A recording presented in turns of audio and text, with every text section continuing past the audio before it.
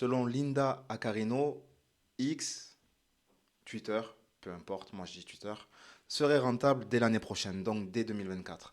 Je le dis souvent, les gars, si vous voulez créer du contenu et en vivre, Twitter n'est pas forcément la bonne plateforme pour faire ça, parce qu'il n'y a pas énormément d'annonceurs. Là, on va lire l'article ensemble, je vais vous dire ce que j'en pense, et dites-moi ce que vous en pensez en commentaire. Vous êtes bien installés, les gars? C'est parti. Linda Carino l'assure, X sera rentable dès l'année prochaine. Dans une interview, la PDG de X a également affirmé que les plus importants annonceurs de la plateforme étaient de retour. On attend de voir. Lors d'une interview accordée à la CNBC, Linda Carino, la PDG de X, anciennement Twitter, a affirmé que l'entreprise serait rentable dès l'année prochaine. Des propos pourtant en contradiction avec les données actuelles disponibles sur la plateforme.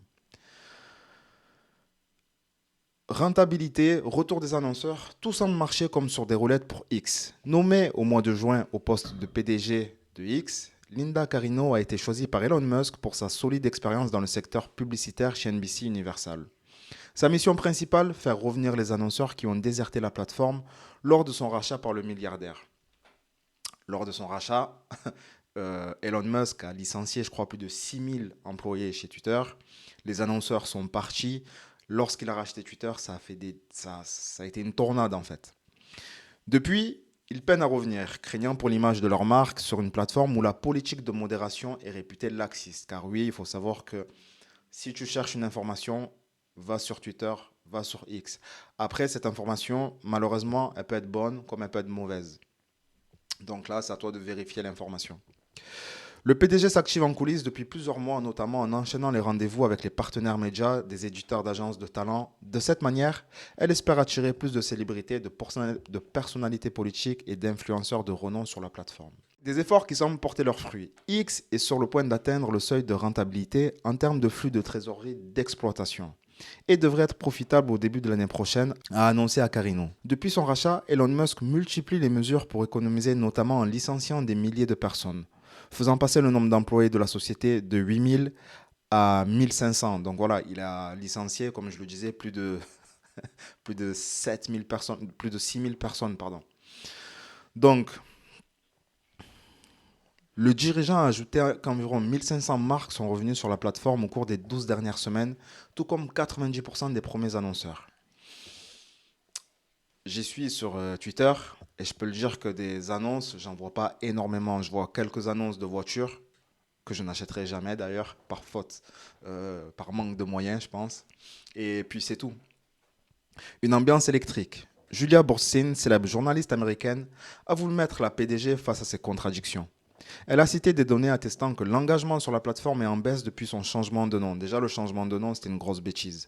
Acarino, pour sa part, a maintenu que X compte plus de 540 millions d'utilisateurs dans le monde. Les médias américains font part d'une interview particulièrement électrique au cours de laquelle la dirigeante a tenté à plusieurs reprises de détourner les questions portant sur des sta- des statistiques précises. Elle a tenu à mettre en avant les changements profonds en cours chez X, que Musk souhaite transformer en super application proposant des services divers. Alors ouais, X tente de devenir le nouveau Facebook, mais en une version encore mieux.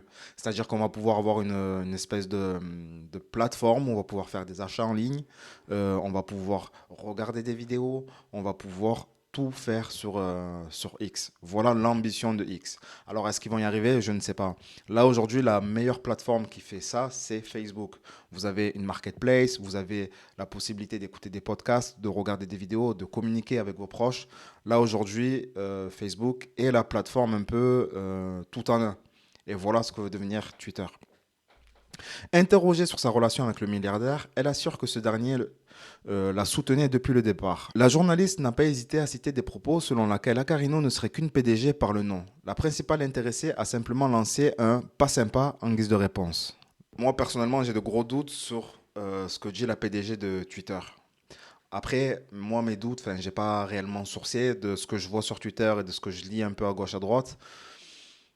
Twitter n'est pas très rentable. Elle nous dit le contraire, donc je ne sais pas trop quoi en penser. On verra dans l'avenir ce que l'avenir nous dira. En tout cas, vous, dites-moi en commentaire ce que vous pensez un peu de ces nouvelles-là. Pensez-vous que Twitter est rentable? Et sinon, pourquoi pas? En attendant la team. Portez-vous bien et n'oubliez pas, celui qui ose gagne. Peace la team.